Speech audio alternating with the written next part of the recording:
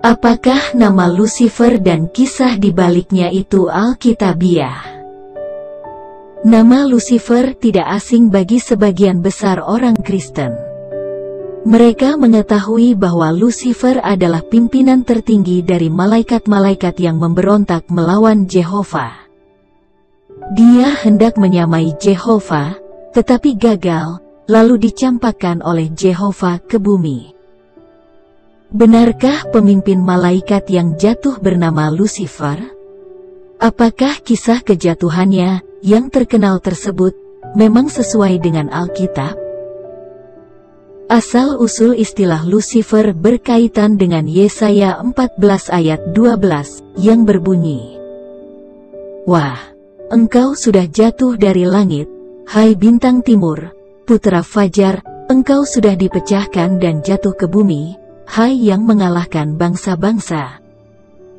Ungkapan bintang timur, putra fajar dalam versi Latin Vulgata diterjemahkan Lucifer.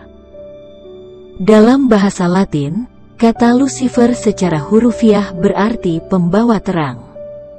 Terjemahan Lucifer pada akhirnya juga muncul di terjemahan Alkitab King James Version (KJV).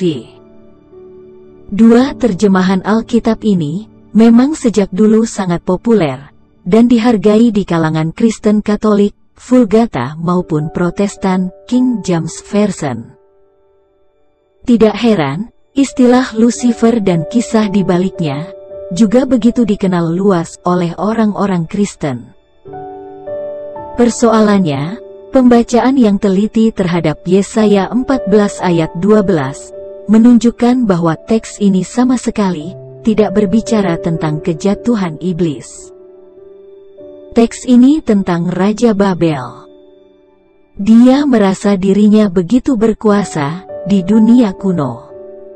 Dia menyamakan dirinya dengan Jehovah. Seperti yang tertulis pada Yesaya 14 ayat 13 dan 14.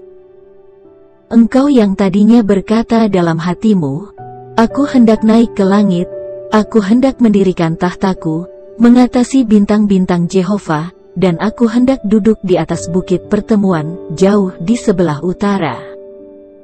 Aku hendak naik mengatasi ketinggian awan-awan, hendak menyamai Yang Maha Tinggi." Kisah tentang seorang pemimpin politik yang menganggap diri sebagai dewa tertentu bukanlah hal yang mengagetkan. Banyak penguasa pada waktu itu memang seperti itu. Mereka menganggap diri sebagai titisan dewa atau anak dewa. Kisah seperti ini berkembang di Mesir, Babel, Yunani, Romawi, dan sebagainya. Tidak heran, dalam bahasa puitis Yesaya 14 ayat 12-14 menggambarkan upaya Raja Babel untuk mengatasi bintang-bintang dan awan-awan. Dia ingin menyamakan diri dengan Jehovah. Dari penjelasan di atas, kita dapat menarik kesimpulan bahwa terjemahan Lucifer di Yesaya 14 ayat 12 dan keterkaitannya dengan kejatuhan para malaikat tidaklah tepat. Teks ini tidak membicarakan kisah semacam itu. Tidak heran, banyak versi Alkitab sesudah King James Version tidak lagi menggunakan ungkapan Lucifer di Yesaya 14 ayat 12. Penjelasan di atas tidak berarti bahwa kisah kejatuhan malaikat yang memberontak melawan Jehovah hanyalah isapan jempol belaka. Kisah ini sejak dahulu sudah lama beredar di kalangan Yahudi maupun Kristen. Kisah ini juga tampaknya lebih sesuai dengan ayat-ayat lain di dalam Alkitab.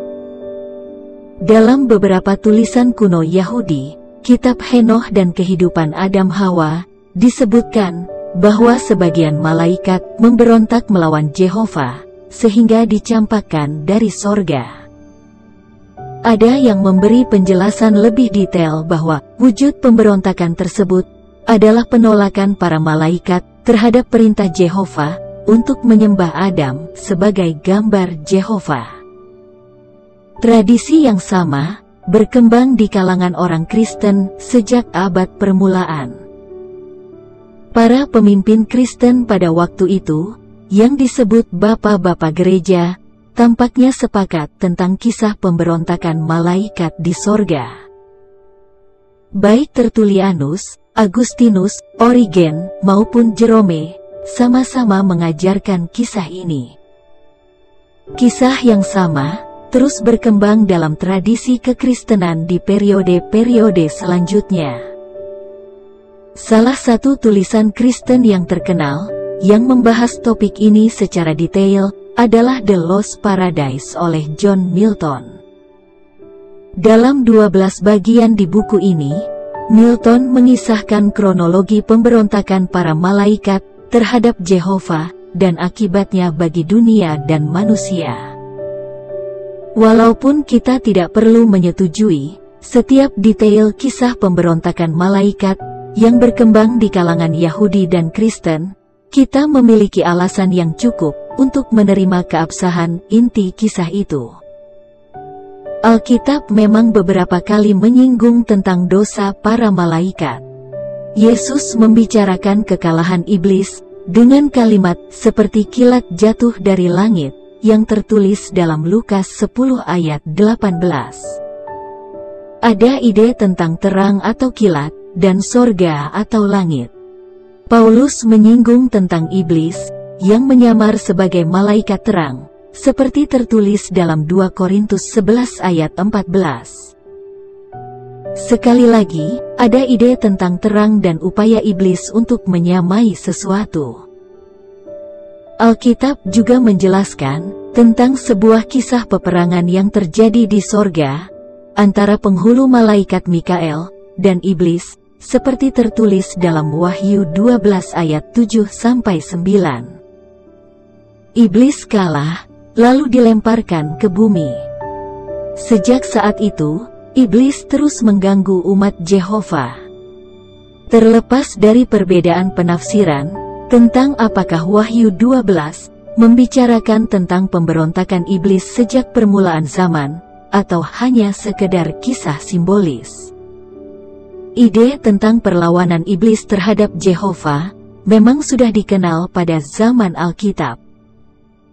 Upaya iblis untuk menyamai Jehovah tampaknya juga muncul di Wahyu 13, walaupun teks ini tidak menceritakan tentang pemberontakan awal iblis yang membuatnya dilemparkan dari sorga. Ada banyak ketidakmiripan antara iblis dan Jehovah di Wahyu 13. Sama seperti Jehovah memberikan kuasa dan otoritas kepada Yesus atas segala bangsa dan suku bangsa, demikian pula iblis memberikan kuasa yang besar kepada dua binatangnya, nabi palsu dan antikristus. Salah satu binatang itu memiliki rupa seperti domba, seolah-olah ingin menyamai anak domba. Hanya saja, suara domba jadi-jadian itu seperti naga. Domba itu terluka parah, tetapi akhirnya berhasil sembuh, seolah-olah hendak menyamai anak domba yang mati tersembelih, tetapi bangkit dari kematian.